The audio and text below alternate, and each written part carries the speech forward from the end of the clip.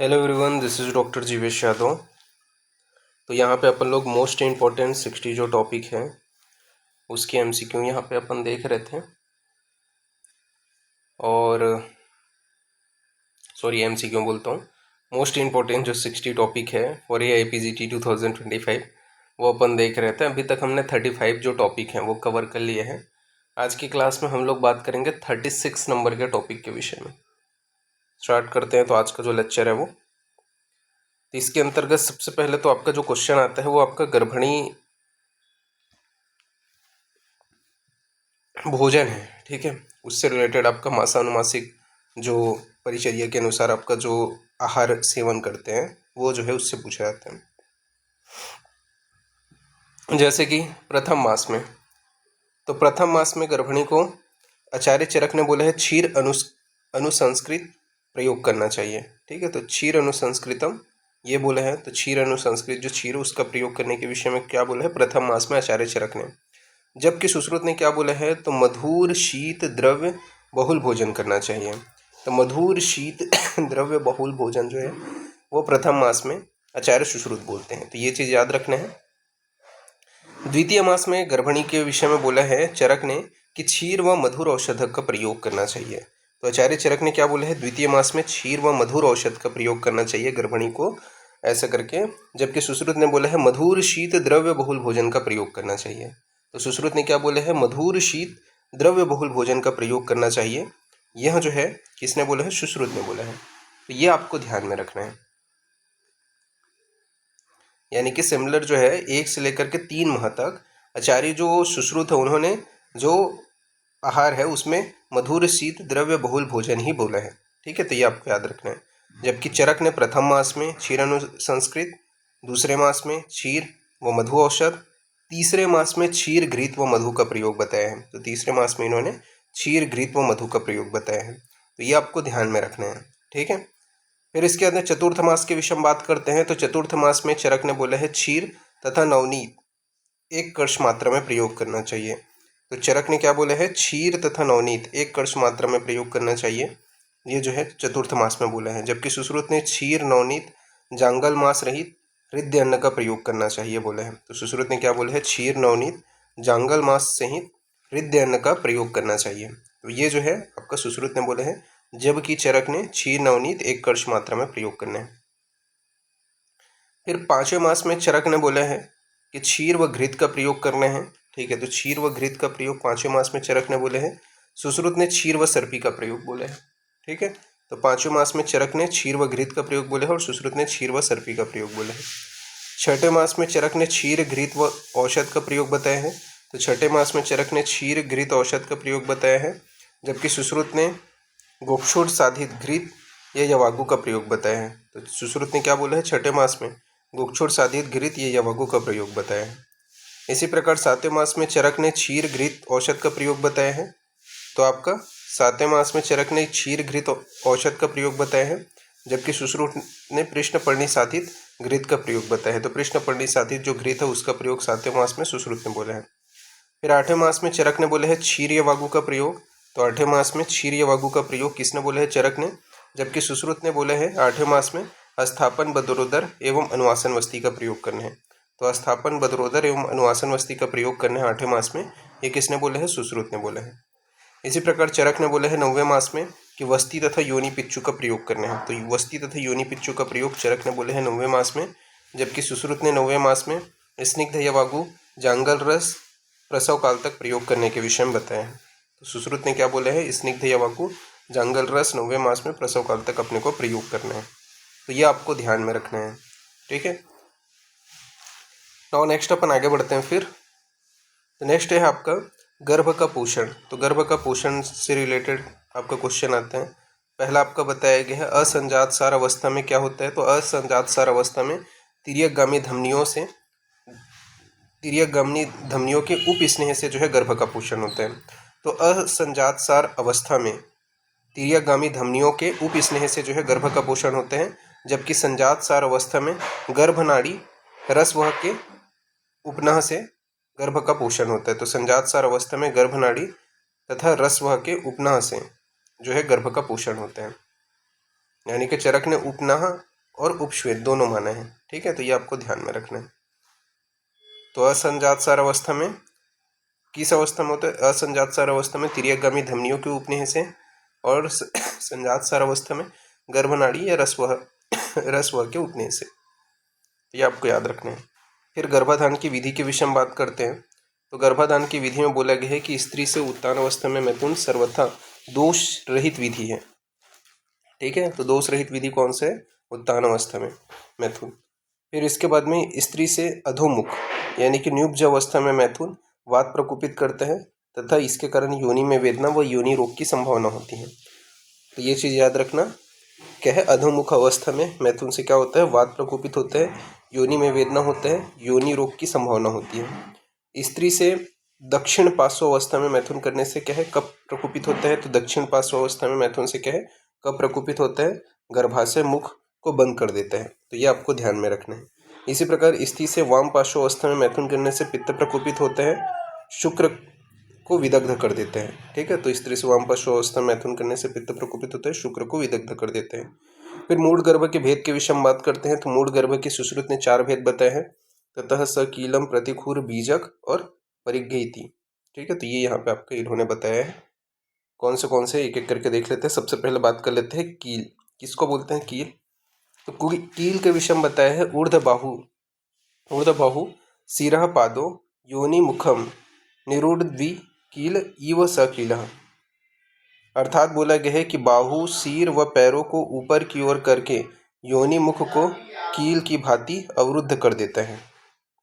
तो कील किसको बोलते हैं? ऊर्ध्व बाहु शिरः पादयो योनि मुख निरुद्धि कील इव सकीलः, यानी कि बाहु, शीर, पैर को ऊपर की ओर करके योनि मुख को कील की भांति अवरुद्ध कर देता है, उसे अपन क्या कहते हैं? कील कहते हैं। कील या सकील के विषय में यहाँ पे माधव निदान ने क्या बोले हैं? कील को सकील बोल के माधव निदान ने बोले हैं, तेषु ऊर्ध बाहु चरणे शीर्षा च योनि संगी च यो भवति कीलवत सकीलः। ठीक है, तो ये माधव निदान का कथन है, तो ये आपको ध्यान में रखना है। उसके बाद में नेक्स्ट अपन बात करते हैं प्रतिखूर के विषय में।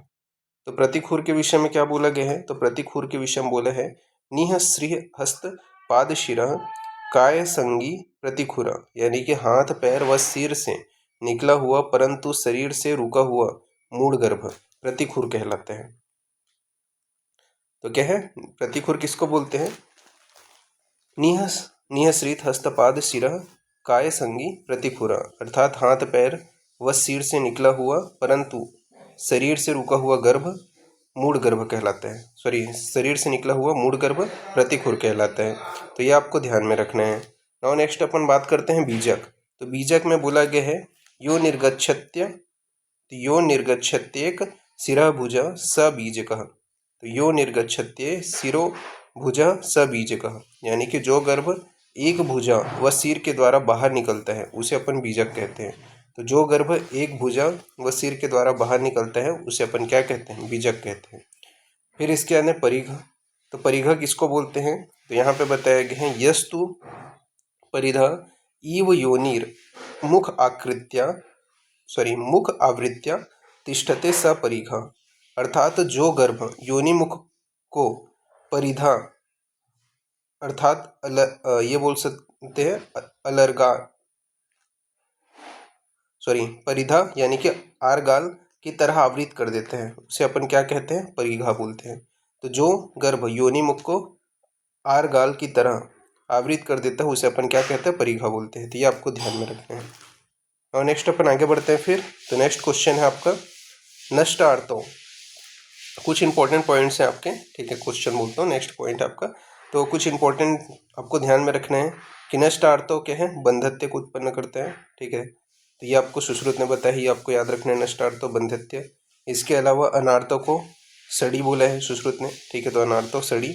और कृच्छार्थों के कारण क्या है? उदावर्ती की उत्पत्ति होता है, ये चरक ने बोले हैं। दुष्टार्थों से पुत्रग्नि की उत्पत्ति होती है, ये अष्टांग हृदय ने बोले हैं। दुष्प्रजाता से प्रस्त्रंसनी योनि व्यापत की उत्पत्ति होती है, ये सुश्रुत ने बोले हैं। और दुष्प्रजातमय से आपका सूतिका रोग की उत्पत्ति होती है, ये कश्यप ने बोले। तो ये आपको ध्यान में रखना है कि नष्टार्थों बंधत्व को, अनार्थों सड़ी को कृच्छार्थ उदावर्तनी को, ठीक है, सुधार लेना, उदावर्तनी है, ठीक है। पर दुष्टार्थ है पुत्रग्नि है, दुष्प्रजात है प्रस्तरंसनीयो निवापत, और दुष्प्रजातमय सूति का रूप, ठीक है। तो ये आपके आचार्यों के नाम को याद रखना। फिर इसके बाद में नेक्स्ट आपका क्या बोला गया यहाँ पे,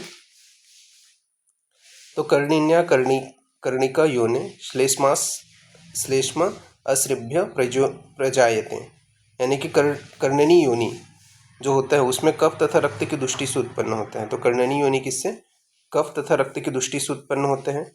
फिर मूढ़ गर्भ की गतियों के विषय में बात करते हैं। तो अष्टांग संग्रह ने 3 जो है वो आपकी गतियां बताए हैं। तो समासस्तु त्रिविधा गति ऊर्ध तिर्यक नियुब्ज च, यानी कि मूढ़ गर्भांतर गर्भ का असम्यक पथ में प्रतिपन्न होना अष्टांग संग्रह ने वर्णित किया है, ठीक है। अब यहाँ पे क्या क्या चीज़ें बताई गई हैं वो अपन देख लेते हैं। तो अवांग मुख एवं पार्श्ववृत्त गति का वर्णन माधव निदान में है। माधव निदान सुश्रुत ने 8 तथा सुश्रुत में गर्भ के आसन व प्रसूति के आधार पर 8 गतियाँ बताई गई हैं, ठीक है। तो ये आपको ध्यान में रखना है।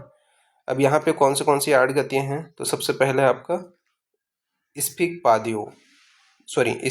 पादोदय। तो स्फिक पादोदय में बोला गया है कि गर्भ दोनों टांगों से योनि में आता है, तो उसे अपन क्या बोलते हैं, स्फिक पादोदय बोलते हैं। तो गर्भ दोनों टांगों से जब योनि प्रदेश में आता है तो उसे अपन क्या बोलते हैं, स्फिक पादोदय कहते हैं। फिर पादोदय जानुदय किसको बोलते हैं, तो गर्भ एक टांग को संकुचित करके दूसरे टांग से योनि मुख में उतरता है, तो उसे अपन क्या बोलते हैं, पादोदय या जानुदय। तो गर्भ एक टांग को संकुचित करके दूसरी टांग से योनि मुख में उतरता है, तो उसे अपन पादोदय या जानुदय कहते हैं। फिर इसके बाद में है स्फिक गुदय। तो स्फिक गुदय किसे बोलते हैं, तो गर्भ जो है वो टांगों एवं सिर को टेढ़ा कर स्फिक भाग से तिर्यक रूप में आता है, तो उसे अपन स्फिक गुदय कहते हैं। तो स्फिक गुदय किसे बोले जाते हैं, तो गर्भ टांगों एवं सिर को टेढ़ा कर स्फिक भाग से तिर्यक रूप में आता है, तो उसे अपन स्फिक गुदय कहते हैं। फिर इसके बाद में पार्श्व अवतरण। तो पार्श्व अवतरण किसे बोला जाता है, तो पार्श्व अवतरण बोला गया है कि गर्भ उरह पार्श्व या पृष्ठ से आकर योनि द्वार को अवरुद्ध कर आता है, तो उसे पार्श्व अवतरण कहते हैं। तो पार्श्व अवतरण किसको बोलते हैं, तो गर्भ उरह पार्श्व पृष्ठ से आकर योनि द्वार को अवरुद्ध कर आते हैं, तो इसे पार्श्व अवतरण कहते हैं। फिर इसके बाद नेक्स्ट है आपका भ्रंश हस्त स्कंधोदय। तो भ्रंश हस्त स्कंधोदय किसको बोलते हैं, तो गर्भ सिर को अंदर पार्श्व को झुकाकर एक बाहु से आता है, तो उसे भ्रंश हस्त स्कंदोदय कहते हैं। तो भ्रंश हस्त स्कंदोदय किसे बोलते हैं, तो गर्भ सिर को अंदर पार्श्व को झुकाकर एक बाहु से आता है, तो इसे भ्रंश हस्त स्कंदोदय कहते हैं। तो ये आपको ध्यान में रखना है। नाउ नेक्स्ट है आपका जटिलोदय। तो जटिलोदय किसे बोला जाता है, तो गर्भ सिर को टेढ़ा कर बाहुओं से आता है, तो उसे अपन जटिलोदय कहते हैं। तो गर्भ सिर को टेढ़ा कर बाहुओं से आता है, तो उसे अपन जटिलोदय कहते हैं। फिर इसके बाद में नेक्स्ट है आपका जटिलोदय प्रतिखुर। तो जटिलोदय प्रतिखुर में क्या बोला गया है, तो गर्भ मध्य भाग को टेढ़ा कर दोनों हाथ पैर सिर से आता है, तो उसे अपन जटिलोदय प्रतिखुर कहते हैं। तो गर्भ जो है वो मध्य भाग को टेढ़ा कर दोनों हाथ पैर सिर से आता है, तो उसे अपन जटिलोदय प्रतिखुर कहते हैं। फिर इसके बाद में है आपका पाद जानुदय। तो पाद जानुदय किसे बोला जाते हैं, तो गर्भ एक टांग से पायु को दबाकर दूसरे टांग से योनि मुख की ओर आता है, तो उसे अपन पाद जानुदय कहते हैं, ठीक है। तो पाद जानुदय किसे बोलते हैं, तो गर्भ जो है वो एक टांग से पायु को दबाकर दूसरे टांग से योनि मुख की ओर आते हैं, तो उसे अपन पाद जानुदय कहते हैं। तो ये जो है आपकी 8 गतियाँ बताई गई हैं। इसके अलावा अनिश्चित संख्या के विषय में बोला गया है, जब विगुण अपानवाद से पीड़ित वह गर्भ अपत्य मार्ग में अनेक प्रकार से जाता है, तो उसे अपन अनिश्चित अतः मूल गर्भ की संख्या असंख्य भी हो सकती है, ये सुश्रुत ने बोले हैं। तो अनिश्चित संख्या क्यों बोले हैं, तो जब विगुण अपानवाद से पीड़ित वह गर्भ अपत्य मार्ग में अनेक प्रकार से जाता है, अतः मूल गर्भ की संख्या जो है वो असंख्य भी हो सकती है, ये सुश्रुत ने बोले हैं। नाउ नेक्स्ट अपन आगे बढ़ते हैं। फिर विस्कंभक मूल गर्भ। तो विष्कंभक मूढ़गर्भ में बोला गया है कि वांगभट्ट ने 2 बताए हैं। ये दोनों मूढ़गर्भ शास्त्र क्रिया के योग्य हैं, शस्त्र क्रिया के योग्य हैं। तो वांगभट्ट ने जो है विष्कंभक मूढ़गर्भ 2 बताए हैं और ये दोनों मूढ़गर्भ शस्त्र क्रिया के योग्य हैं। पहला इन्होंने बोला है हस्तपाद शिरोभियो योनि भुग्न प्रपद्यते, यानी कि कभी हाथ से, कभी पैर से, कभी सिर से वक्र बनकर योनि में पहुंचता है। ठीक है, तो ये क्या है आपका पहला आपका टाइप है वांगभट्ट के अनुसार, हस्तपाद शिरोभियो योनि भुग्न प्रपद्यते। तो कभी हाथ से, कभी पैर से, कभी सिर से वक्र बनकर योनि में पहुंचता है। इसके अलावा नेक्स्ट है आपका, एक मिनट,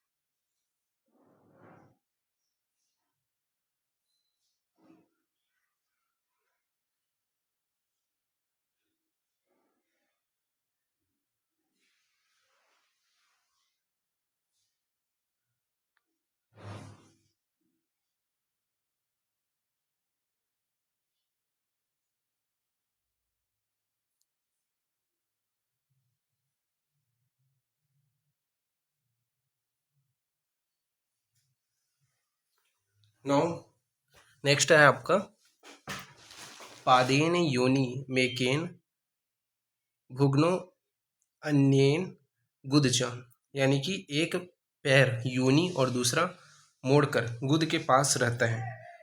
तो ये दूसरा आपका जो है मूढ़गर्भ की गति है। ठीक है, कि एक पैर को योनि और दूसरे को मोड़कर गुदा के पास में रहता है। तो ये क्या है आपका दूसरा जो है वांगभट्ट के अनुसार गति बताया गया है।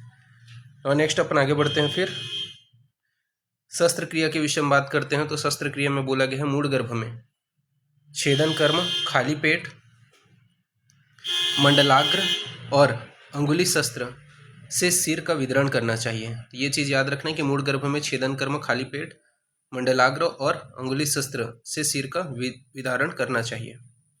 फिर वृद्धिपत्र जो होता है इसके आगे से तीक्ष्ण होता है, अतः उसका योनि में प्रयोग नहीं करते हैं। तो ये चीज़ याद रखना है कि वृद्धिपत्र जो है वो आपका आगे से तीक्ष्ण होने के कारण उसको योनि प्रदेश में प्रयोग नहीं करते हैं।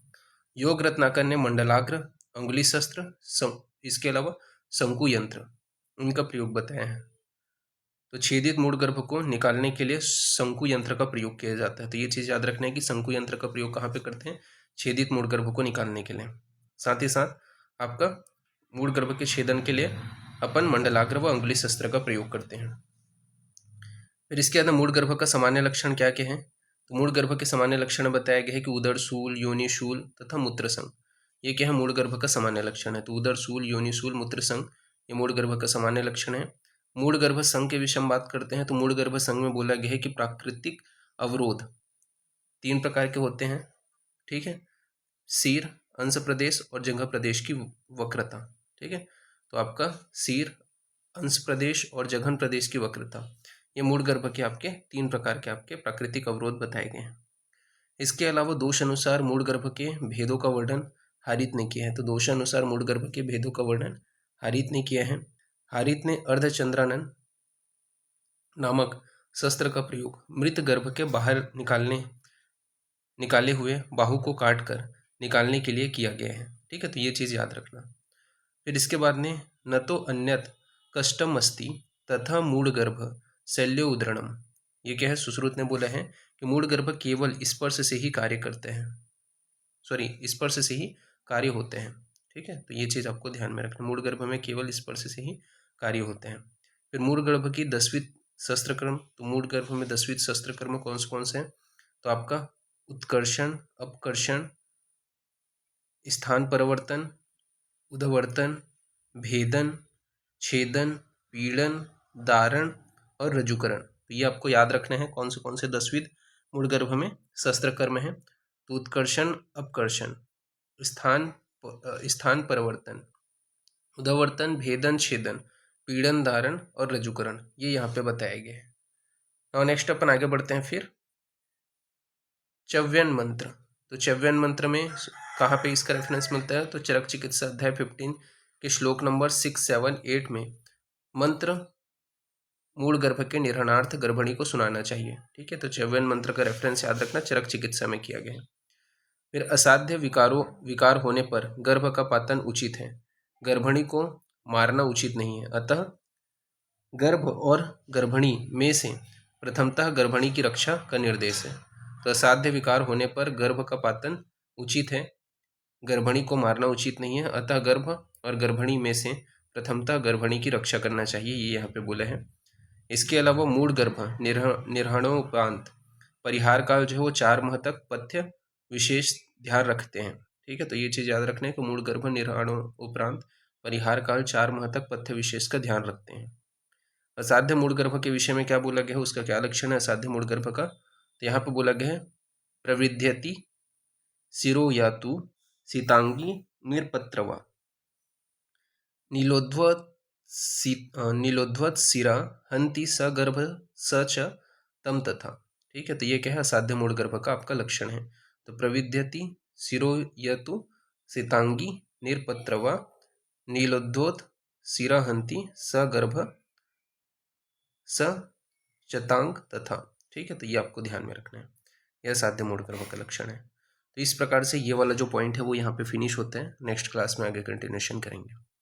ओके, तो फिर ठीक है, थैंक यू क्लास।